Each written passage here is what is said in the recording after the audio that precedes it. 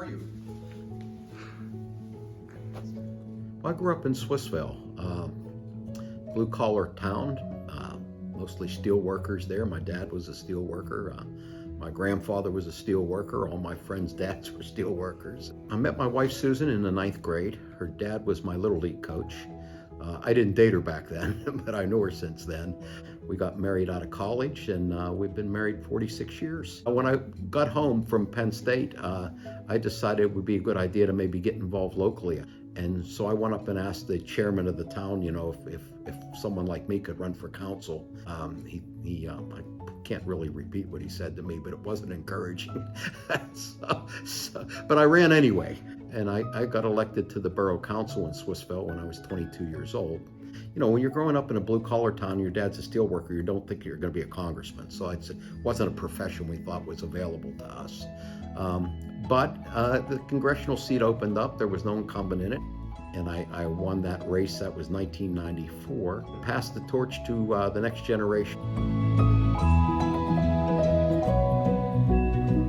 No one party dominates the discussion, so if you want to get legislation passed, you have to be willing to work in a bipartisan fashion.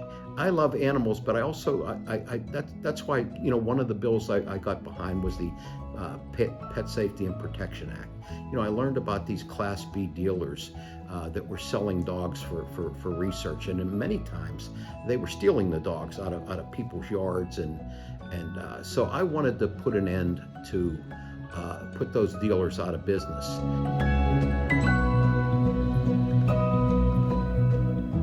So I was particularly proud of that, but I've been co-sponsor of a number of bills that, you know, would protect horses from being treated humanely and not slaughtered, you know, that not to test animals for cosmetic purposes and the like. And then, you know, my work on the Energy and Commerce Committee, I've worked on climate change. You know, I see a connection between the two.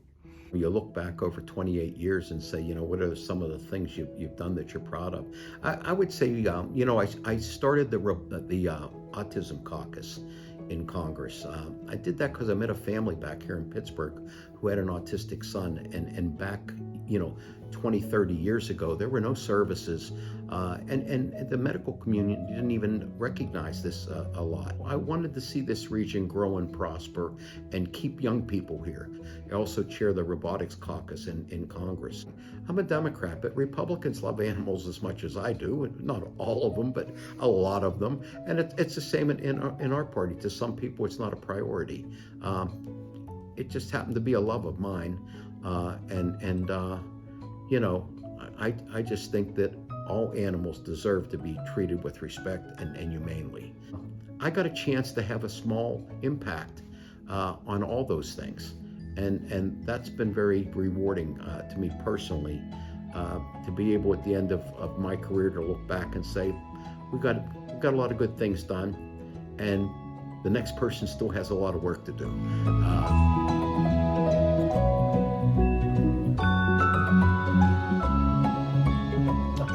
For? Well, you see, it's an award I got from one of the labor unions in Pittsburgh. Said, we thought you might need this to turn some big congressional nuts. I love it. Which I thought was kind of funny.